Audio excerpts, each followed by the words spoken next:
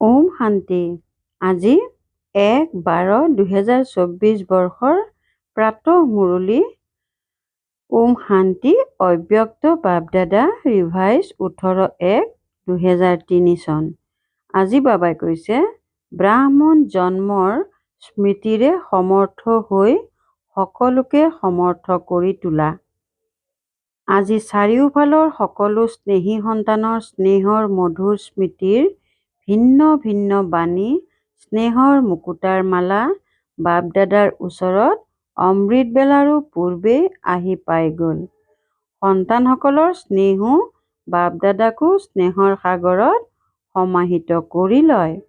বাপদাদাই দেখিলে প্ৰতিগৰাকী সন্তানৰ স্নেহৰ শক্তি অটুট আছে। এই স্নেহৰ শক্তিয়ে প্ৰতিগৰাকী সন্তানক সহযোগী কৰি আছে। স্নেহৰ আধাৰত সকলো আকৰ্ষণৰ পৰা উপৰাম হৈ আগবাঢ়ি গৈ আছে। এনেকুৱাই এটি সন্তানো নেদেখিলোঁ, যাৰ বাপদাদাৰ দ্বাৰা বা বিশেষ আত্মাসকলৰ দ্বাৰা উপৰাম আৰু প্ৰিয় স্নেহৰ অনুভৱ হোৱা নাই। প্ৰত্যেক ব্ৰাহ্মণ আত্মাৰ ব্ৰাহ্মণ জীৱনৰ আৰম্ভণি স্নেহৰ শক্তিৰ দ্বাৰাই হৈছে। ব্ৰাহ্মণ জন্মৰ এই স্নেহৰ শক্তিয়ে বৰদান হৈ আগবঢ়াই লৈ গৈছে। গতিকে আজিৰ দিনটি বিশেষ পিতা আৰু সন্তানসকলৰ স্নেহৰ দিন। প্ৰত্যেকেই নিজৰ অন্তৰৰ স্নেহৰ মুকুতাৰ বহুত মালা বাপদাদাক পিন্ধালে আৰু অন্য শক্তিবোৰো আজিৰ দিনটোত সুপ্ত হৈ আছে, কিন্তু স্নেহৰ শক্তি জাগ্ৰত হৈ আছে। বাপদাদায়ো সন্তানসকলৰ স্নেহৰ সাগৰত লীন হৈ আছে। আজিৰ দিনটিক স্মৃতি দিৱস বুলি কোৱা। স্মৃতি দিৱস কেৱল পিতা ব্ৰহ্মাৰ স্মৃতি দিৱস নহয়, কিন্তু বাপদাদাই কয় আজি আৰু সদায় এইটো স্মৃতিত থাকিব লাগে যে বাপদাদাই ব্ৰাহ্মণ জন্ম লৈয়েই আদিৰ পৰা এতিয়ালৈকে কি কি স্মৃতি সোঁৱৰাই দিছে। সেই স্মৃতিৰ মালা স্মৰণ কৰা বহুত ডাঙৰ মালা হৈ যাব। সৰ্বপ্ৰথমে সকলোৱে কি স্মৃতি পালা? প্ৰথম পাঠটি স্মৃতিত আছে নহয়, মই কোন? এই স্মৃতিয়ে নতুন জন্ম দিলে। বৃত্তি দৃষ্টি স্মৃতি পৰিৱৰ্তন কৰি দিলে। এনেকুৱা স্মৃতিলৈ আহিলে আত্মিক আনন্দৰ জেউতি দুচকুত মুখত আহিয়েই যায়। তোমালোকে স্মৃতিবোৰ স্মৰণ কৰা আৰু ভক্তই মালা স্মৰণ কৰে। এটি স্মৃতিও অমৃতবেলাৰ পৰা কৰ্মযোগী হোৱাৰ সময়তো বাৰে বাৰে স্মৃতিত থাকিলে তেতিয়া স্মৃতিয়ে সমৰ্থ স্বৰূপ কৰি তুলিব। কিয়নো যেনেকুৱা স্মৃতি তেনেকুৱাই সামৰ্থ্য চৰ্ত আহে। সেইকাৰণে আজিৰ দিনটিক স্মৃতি দিন লগতে সমৰ্থ দিন বুলিও কয়। পিতা ব্ৰহ্মা সন্মুখত আহিলেই পিতাৰ দৃষ্টি পৰিলে আত্মাত সমৰ্থ আহি যায়। সকলো অনুভৱী হোৱা নহয়, সাকাৰ ৰূপত দেখিলা বা অব্যক্ত ৰূপৰ পালনেৰে পালিত অব্যক্ত স্থিতিৰ অনুভৱ কৰা। ছেকেণ্ডত অন্তৰেৰে বাপদাদা বুলি ক'লা আৰু সামৰ্থ্য স্বতঃ আহিয়েই যায়। সেইকাৰণে হে সমৰ্থ আত্মাসকল, এতিয়া অন্য আত্মাসকলকো নিজৰ সামৰ্থ্যৰে সমৰ্থ কৰি তোলা। উৎসাহ আছে নহয়? আছেনে উৎসাহ? অসমৰ্থজনক সমৰ্থ কৰি তুলিব লাগে নহয়? বাপদাদাই দেখিলে যে চাৰিওফালৰ দুৰ্বল আত্মাসকলক সমৰ্থ কৰি তোলাৰ ভাল উৎসাহ আছে। শিৱৰাত্ৰিৰ কাৰ্যসূচী ধুমধামেৰে প্ৰস্তুত কৰি আছা। সকলোৰে উৎসাহ আছে নহয়? যিসকলৰ উৎসাহ আছে, বছ এই শিৱৰাত্ৰিত চমৎকাৰ কৰিম, তেওঁলোকে হাত দাঙা। এনেকুৱা চমৎকাৰ হওক যাতে গণ্ডগোল সমাপ্ত হৈ যায়, জয় জয়কাৰ হৈ যায়। বাহ বাহ সমৰ্থ আত্মাসকল, বাহ। সকলো মণ্ডলে কাৰ্যসূচী প্ৰস্তুত কৰিছা নহয়? পঞ্জাৱৰ সকলেও প্ৰস্তুত কৰিছা নহয়? ভাল কথা। দিগভ্ৰান্ত আত্মাসকলক, তৃষ্ণাতুৰ আত্মাসকলক, অশান্ত আত্মাসকলক, এনেকুৱা আত্মাসকলক অঞ্জলিটো দি দিয়া। যি নহওক তোমালোকৰে ভাতৃ ভগ্নী। তেন্তে নিজৰ ভাতৃসকলৰ প্ৰতি, নিজৰ ভগ্নীসকলৰ প্ৰতি দয়া উপজে নহয়? চোৱা, আজিকালি পৰমাত্মাক বিপদৰ সময়ত স্মৰণ কৰে, কিন্তু শক্তিসকলক, দেৱতাসকলৰ ভিতৰতো গণেশক, হনুমানক আৰু অন্য দেৱতাসকলক বেছিকৈ স্মৰণ কৰে। তেন্তে তেওঁলোক কোন? তোমালোকেই হোৱা নহয়? তোমালোকক নিতৌ স্মৰণ কৰে, আহ্বান জনাই আছে, হে কৃপাময়, দয়াময়, দয়া কৰক, কৃপা কৰক। অলপকৈ হ'লেও সুখ-শান্তিৰ টোপাল এটি দিয়া। তোমালোকৰ পৰা এটি টোপালৰ বাবে তৃষ্ণাতুৰ। তেন্তে হে শক্তিসকল, হে দেৱসকল, দুখীসকলৰ, তৃষ্ণাতুৰ আত্মাসকলৰ আৱাজ শুনিবলৈ পাইছানে? শুনিবলৈ পাই আছা নহয়? বাপ দাদাই যেতিয়া আহ্বান শুনে, তেতিয়া শক্তিসকলক আৰু দেৱসকলক স্মৃতিলৈ আনে। তেন্তে দাদীসকলে ভাল কাৰ্যসূচী প্ৰস্তুত কৰিছে। বাবাৰ পচন্দ হৈছে। স্মৃতি দিৱসটো সদায়েই হয়, কিন্তু তথাপিও আজিৰ দিনটি স্মৃতিৰে সকলো সামৰ্থ্য বিশেষভাৱে প্ৰাপ্ত কৰিলা। এতিয়া কাইলৈৰ পৰা শিৱৰাত্ৰিলৈকে বাপ দাদাই চাৰিওফালৰ সন্তানসকলক কৈছে যে এই বিশেষ দিনটিত এইটোৱে লক্ষ্য ৰাখিবা যে অধিকতম আত্মাক মনৰ দ্বাৰা, বাণীৰ দ্বাৰা আৰু সম্বন্ধ সম্পৰ্কৰ দ্বাৰা যিকোনো বিধিৰে বাৰ্তাৰূপী অঞ্জলি নিশ্চয় দিব লাগে। নিজৰ আপত্তি শেষ কৰা। সন্তানসকলে ভাবে এতিয়া বিনাশৰ তাৰিখটো দেখা নাযায়, গতিকে কেতিয়াবা আপত্তি পূৰা কৰিম। নহয়, যদি এতিয়াৰ পৰা আপত্তি পূৰণ নকৰা, তেন্তে এইটো আপত্তি দৰ্শাব যে আপোনালোকে আগতে কিয় নকলে। আমিও কিবা কৰি ললোহেঁতেন, তেতিয়াতো কেৱল অহো প্ৰভু বুলি কব। সেয়েহে তেওঁলোককো কিছু উত্তৰাধিকাৰৰ অঞ্জলি ল'বলৈ দিয়া। তেওঁলোককো অলপ সময় দিয়া। এটি টোপালৰ হ'লেও তৃষ্ণা নিবাৰণ কৰা। তৃষ্ণাতুৰৰ বাবে এটি টোপালো বহুত মহত্বপূৰ্ণ হয়। তেন্তে এয়াই কাৰ্যসূচী হ'ল নহয়? বাপ দাদাইও কেৱল সেউজীয়া পতাকা দেখুৱাই থকা নাই, বৰঞ্চ নাগাৰা বজাই আছে যে হে তৃপ্ত আত্মাসকল, কাইলৈৰ পৰা আত্মাসকলক বাৰ্তা দিয়া, বাৰ্তা দিয়া। অতি কমেও শিৱৰাত্ৰিত পিতাৰ জন্মদিন উপলক্ষে মুখ মিঠা কৰক যে হয় আমি বাৰ্তা পাই গলো। এই অন্তৰ আনন্দিত কৰা মিঠাই সকলোকে শুনোৱা, খুওৱা। সাধাৰণভাৱে শিৱৰাত্ৰি উদযাপন নকৰিবা, কিবা চমৎকাৰ কৰি দেখুওৱা। উৎসাহ আছেনে? প্ৰথম শাৰীৰসকলৰ আছেনে? প্ৰথম শাৰীৰসকলৰ আছেনে? বহুত ধুমধামেৰে কৰা। অতি কমেও এয়াটো বুজি পাওক যে শিৱৰাত্ৰিৰ ইমান মহত্ব আছে। আমাৰ পিতাৰ জন্মদিন শুনি আনন্দ উৎসৱটো কৰক। বাপ দাদাই দেখিলে যে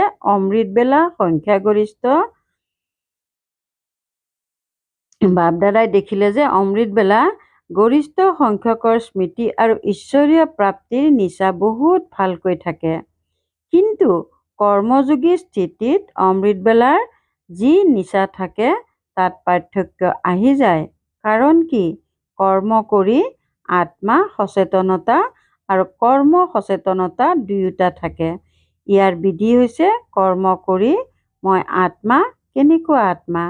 এয়াতো জানাই নহয়? আত্মাৰ যি ভিন্ন ভিন্ন স্বমান প্ৰাপ্ত হৈছে, এনেকুৱা আত্মা কৰ্মান্ধাৰ হৈ এই কৰ্মেন্দ্ৰিয়সমূহৰ দ্বাৰা কৰ্ম কৰাওঁতা হওঁ। এই কৰ্মেন্দ্ৰিয়সমূহ হৈছে কৰ্মচাৰী। কৰ্মচাৰীসকলৰ দ্বাৰা কৰ্ম কৰাওঁতা মই কৰাওনহাৰ হওঁ। উপৰাম হওঁ। লৌকিকতো নিৰ্দেশকে নিজৰ সংগীসকলৰ দ্বাৰা নিমিত্ত সেৱা কৰোঁতাসকলৰ দ্বাৰা সেৱা কৰায়। নিৰ্দেশনা দি কৰ্তব্য পালন কৰি এইটো জানো পাহৰি যায় যে মই নিৰ্দেশক হওঁ। সেয়েহে নিজক কৰৱানহাৰ শক্তিশালী আত্মা বুলি বুজি কাৰ্য কৰোৱা। এই আত্মা আৰু শৰীৰ এটা কৰৱানহাৰ আনটো কৰণহাৰ। এইটো স্মৃতি সুপ্ত হৈ যায়। তোমালোক সকলোৱে পুৰণা সন্তানসকলে গম পোৱা যে পিতা ব্ৰহ্মাই আৰম্ভণিতে কি অভ্যাস কৰিলে। এখন দিনলিপি দেখিছিলা নহয়? গোটেই দিনলিপিটো এটাই শব্দ, ময়ো আত্মা, যশোদাও আত্মা। এই সন্তানসকলো আত্মা আত্মা আত্মা। এইটো মূল অভ্যাস অহৰহ কৰিলে তেন্তে এইটো প্ৰথম পাঠ মই কোন? ইয়াৰ অহৰহ অভ্যাসৰ প্ৰয়োজন। পৰীক্ষা কৰিব লাগে। এনেকুৱা নহয় যে মইতো হওঁৱেই আত্মা। অনুভৱ কৰা যে মই আত্মা কৰৱানহাৰ হৈ কৰ্ম কৰাই আছোঁ। কৰৱানহাৰ বেলেগ, কৰৱানহাৰ বেলেগ। পিতা ব্ৰহ্মাৰ আনটো অনুভৱো শুনিছা যে এই কৰ্মেন্দ্ৰিয়সমূহ হৈছে কৰ্মচাৰী। নিতৌ ৰাত্ৰিৰ সোধপোছ শুনিছা নহয়? গতিকে মালিক হৈ এই কৰ্মেন্দ্ৰিয় ৰূপী কৰ্মচাৰীসকলক খা খবৰ সুধিছা নহয়? গতিকে যেনেকৈ পিতা ব্ৰহ্মাই এইটো মূল অভ্যাস বহুত দৃঢ় কৰিলে, সেইবাবে যিসকল সন্তান অন্তিমতো লগত থাকিল তেওঁলোকে কি অনুভৱ কৰিলে? যে পিতাই কাৰ্য কৰিও শৰীৰত থাকিও অশৰীৰী স্থিতিত চলা ফুৰা কৰা যেন অনুভৱ হৈ থাকিল। যদিওবা কৰ্মৰ হিচাপো নিষ্পত্তি কৰিবলগীয়া হ'ল, কিন্তু সাক্ষী হৈ নিজেও কৰ্মৰ হিচাপৰ বশ নহ'ল, আনকো কৰ্মৰ হিচাপ নিকাচ নিষ্পত্তি হোৱাৰ অনুভৱ কৰিবলৈ নিদিলে। তোমালোক সকলোৱে গম পালা জানো যে ব্ৰহ্মা পিতা অব্যক্ত হৈ আছে? গম নাপালা নহয়? তেন্তে ইমান উপৰাম সাক্ষী অশৰীৰী অৰ্থাৎ কৰ্মাতীত স্থিতিৰ বহু কালৰ পৰা অভ্যাস কৰিলে, সেইবাবে অন্তিমতো সেয়াই স্বৰূপ অনুভৱ হ'ল। এই বহুকালৰ অভ্যাস কামত আহে। এনেকৈ নাভাবিবা যে অন্তিমত দেহবোধ ত্যাগ কৰিম। নহয়, বহুকালৰ অশৰীৰী বোধৰ শৰীৰৰ পৰা উপৰাম কৰৱানহাৰ স্থিতিত অনুভৱৰ প্ৰয়োজন। অন্তিম সময় ডেকাই হওক, বৃদ্ধই হওক, স্বাস্থ্যৱানেই হওক বা ৰোগীয়েই হওক, যিকোনো লোকৰ যিকোনো মুহূৰ্তত আহিব পাৰে। সেয়েহে বহুকালৰ সাক্ষীভাৱৰ অভ্যাসৰ প্ৰতি মনোযোগ দিয়া। যিমানেই প্ৰাকৃতিক দুৰ্যোগ নাহক, কিন্তু এই অশৰীৰী বোধৰ স্থিতিয়ে তোমালোকক সহজে উপৰাম আৰু পিতাৰ স্নেহী কৰি দিব। সেয়েহে বহুকাল শব্দটিৰ প্ৰতি বাপ-দাদাই বিশেষ মনোযোগ আকৰ্ষণ কৰাই আছে। যিয়েই নহওক, গোটেই দিনটোত সাক্ষীবোধ স্থিতি, কৰৱানহাৰ স্থিতি, অশৰীৰীবোধ স্থিতিৰ অনুভৱ বাৰে বাৰে কৰা। তেতিয়া অন্তিমৰ স্থিতি অনুসৰি ফৰিস্তা তথা দেৱতা হোৱাটো নিশ্চিত। পিতাৰ সমান হ'বলৈ হ'লে পিতা নিৰাকাৰ আৰু ফৰিস্তা, পিতা ব্ৰহ্মাৰ সমান হোৱা অৰ্থাৎ ফৰিস্তা স্থিতিত থকা। যেনেকৈ ফৰিস্তা ৰূপ সাকাৰ ৰূপত দেখিলা। কথা শুনোতে, কথা পাতোতে, কাম কাজ কৰোঁতে অনুভৱ কৰিলা যেন পিতা শৰীৰত থাকিও উপৰাম। কাৰ্য এৰি অশৰীৰী হোৱা, এয়াতো অলপ সময়ৰ বাবে হ'ব পাৰে, কিন্তু কাৰ্য কৰি সময় উলিয়াই অশৰীৰী শক্তিশালী স্থিতিৰ অনুভৱ কৰি থাকা। তোমালোক সকলো ফৰিস্তা। পিতাৰ দ্বাৰা এই ব্ৰাহ্মণ জীৱনৰ আধাৰ লৈ বাৰ্তা দিবৰ বাবে সাকাৰত কাৰ্য কৰি আছা। ফৰিস্তা অৰ্থাৎ দেহত থাকিও দেহৰ পৰা উপৰাম আৰু ইয়াৰ উদাহৰণ পিতা ব্ৰহ্মাক দেখিলা, অসম্ভৱ নহয়। দেখিলা, অনুভৱ কৰিলা। যিয়েই নিমিত্ত হয় যদিও এতিয়া বিস্তাৰ অধিক, কিন্তু যিমান পিতা ব্ৰহ্মাৰ নতুন জ্ঞান, নতুন জীৱন, নতুন সৃষ্টি গঢ়াৰ দায়িত্ব আছিল, সিমান এতিয়া কাৰো নাই। তেন্তে সকলোৰে লক্ষ্য হ'ল পিতা ব্ৰহ্মাৰ সমান হোৱা, অৰ্থাৎ ফৰিষ্টা হোৱা। শিৱ পিতাৰ সমান হোৱা, অৰ্থাৎ নিৰাকাৰী স্থিতিত স্থিত হোৱা। কঠিন নেকি? পিতা আৰু দাদাৰ প্ৰতি স্নেহ আছে নহয়। যাৰ প্ৰতি স্নেহ থাকে তেওঁৰ নিচিনা হোৱা। যিহেতু সংকল্পও কৰিলা পিতাৰ সমান হ'বই লাগিব, তেন্তে কোনো কঠিনতা নাই। কেৱল বাৰে বাৰে মনোযোগ দিয়া। সাধাৰণ জীৱন নহয়, সাধাৰণ জীৱন জীয়াই থকা বহুত লোক আছে। ডাঙৰ ডাঙৰ কাৰ্য কৰোতা বহুত লোক আছে, কিন্তু তোমালোকৰ দৰে কাৰ্য তোমালোক ব্ৰাহ্মণ আত্মাসকলৰ বাহিৰে আন কোনেও কৰিব নোৱাৰে। আজি এই স্মৃতি দিৱসত বাপ দাদাই সমানতাত সমীপত আহা, সমীপত আহা, সমীপত অহাৰ বৰদান দি আছে। সকলোৱে সদৰ দাঁতি সংকল্পৰে হওক, বাণীৰে হওক, কৰ্মৰে হওক বা সম্বন্ধ সম্পৰ্কৰেই হওক, যিকোনো সদৰ দাঁতি নিজৰ মনৰ নাও এই সদৰ দাঁতিৰ পৰা মুক্ত কৰি দিয়া। এতিয়াৰ পৰা জীৱনত থাকিও মুক্ত, এনেকুৱা জীৱন মুক্তিৰ অলৌকিক অনুভৱ বহু কালৰে পৰা কৰা। বাৰু, চাৰিওফালৰ সন্তানসকলৰ পত্ৰ বহুত পাইছোঁ আৰু মধুবন নিবাসীৰ ক্ৰোধমুক্তৰ খতিয়ান বাতৰিও বাপদাদাৰ ওচৰত আহি পাইছে। বাপদাদাই সাহস দেখি আনন্দিত হৈছে আৰু আগলৈকো সদায় মুক্ত হৈ থাকিবৰ বাবে সহন শক্তিৰ কৱচ পিন্ধি থাকিবা। কোনোবাই যিমানেই প্ৰয়াস কৰক, কিন্তু তোমালোক সদায় নিৰাপদে থাকিবা। এনেকুৱা সকলো দৃঢ় সংকল্পধাৰী, সদায় স্মৃতিস্বৰূপ আত্মাসকলক, সদায় সৰ্বসমৰ্থক, সময়ত কাৰ্যত প্ৰয়োগ কৰোঁতা বিশেষ আত্মাসকলক, সদায় সকলো আত্মাৰ প্ৰতি দয়াশীল আত্মাসকলক, সদায় বাপদাদাৰ সমান হোৱাৰ সংকল্পক সাকাৰ ৰূপত আনোতা এনেকুৱা বহুত বহুত বহুত স্নেহী আৰু উপৰাম সন্তানসকলৰ প্ৰতি বাপদাদাৰ স্নেহপূৰ্ণ স্মৰণ আৰু নমস্কাৰ। ডবল বিদেশীৰ প্ৰতি, ডবল বিদেশীসকলৰ ডবল নিচা আছে। কিয় ডবল নিচা থাকে? কিয়নো বুজি পায় যে আমিও যেনেকৈ পিতা দূৰণিৰ দেশৰ হয় নহয়, তেনেকৈ আমিও দূৰণিৰ দেশৰ পৰা আহিছোঁ।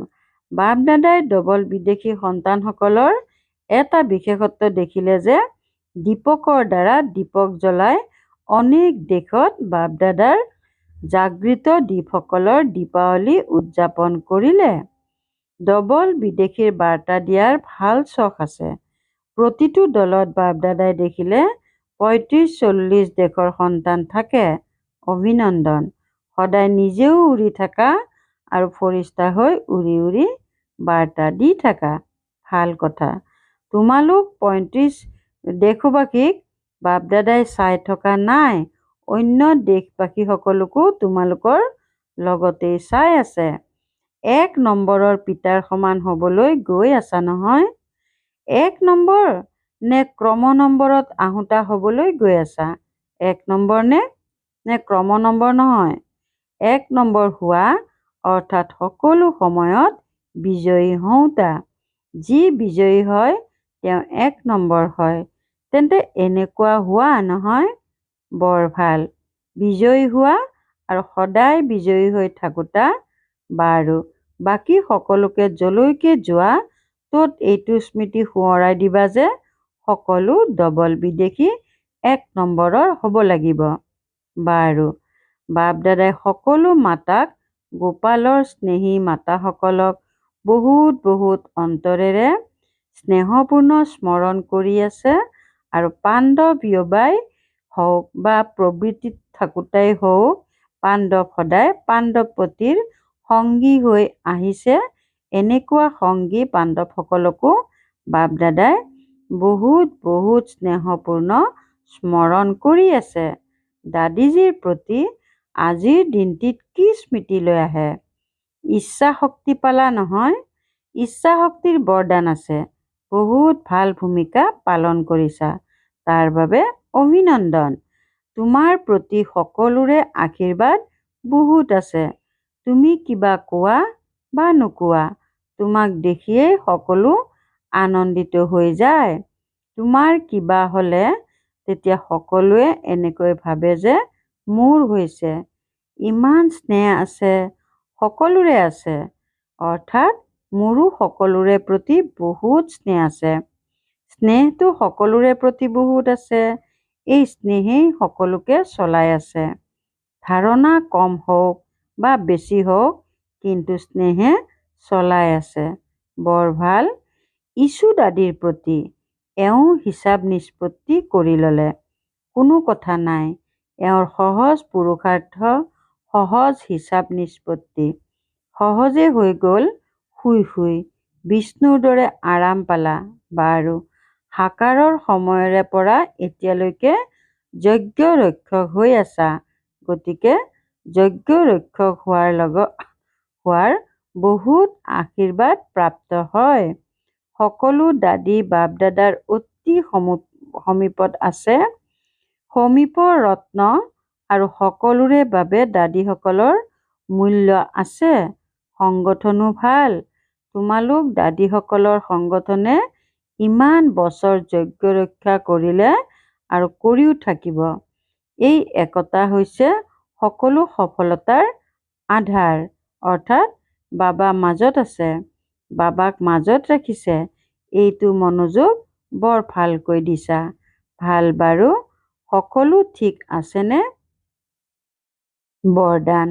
সৰ্ব সম্বন্ধেৰে এজন পিতাক নিজৰ সংগী কৰি লওঁতা সহজ পুৰুষাৰ্থী হোৱা। সৰ্ব সম্বন্ধেৰে এজন পিতাক নিজৰ সংগী কৰি লওঁতা সহজ পুৰুষাৰ্থী হোৱা। বাবাই স্বয়ং সৰ্ব সম্বন্ধেৰে সান্নিধ্য দিয়াৰ প্ৰস্তাৱ দিছে। যেনেকুৱা সময় তেনেকুৱা সম্বন্ধৰে পিতাৰ লগত থাকা আৰু সংগী কৰি লোৱা, য'ত সদায় সান্নিধ্যও আছে আৰু সংগীও আছে। ত'ত কোনো কঠিনতা থাকিব নোৱাৰে। যেতিয়া নিজক কেতিয়াবা অকলশৰীয়া অনুভৱ কৰা, সেই সময়ত পিতাৰ বিন্দু ৰূপ স্মৰণ নকৰিবা। প্ৰাপ্তিৰ তালিকা সন্মুখত আনিবা। ভিন্ন ভিন্ন সময়ৰ ৰমণীয় অনুভৱৰ কাহিনী স্মৃতিলৈ আনিবা। সৰ্ব সম্বন্ধৰ ৰসৰ অনুভৱ কৰিবা।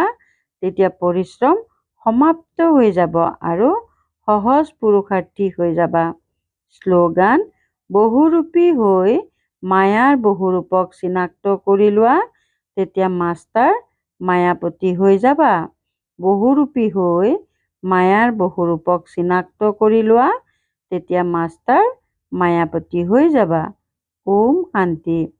সদায় সন্তুষ্ট হৈ থাকি সকলোকে সন্তুষ্ট কৰি সন্তুষ্টমণি হ'বলৈ আজিৰ অব্যক্ত সংকেত। বাপ দাদাই বিচাৰে যে প্ৰতিগৰাকী সন্তানে যেতিয়াই কাৰোবাক লগ পায় তেতিয়া তেওঁক সন্তুষ্টতাৰ সহযোগ দিয়ক। নিজেও সন্তুষ্ট হৈ থাকক আৰু আনকো সন্তুষ্ট কৰক। সদায় যাতে এইটোৱে স্বমান স্মৃতিত থাকে যে মই সন্তুষ্টমণি হওঁ। মই নিজে সদায় সন্তুষ্ট হৈ থাকিব লাগে আৰু সকলোকে সন্তুষ্ট কৰিব লাগে। এইটো স্বমানৰ আসনত সদায় একাগ্ৰ হৈ থাকা। ওম শান্তি।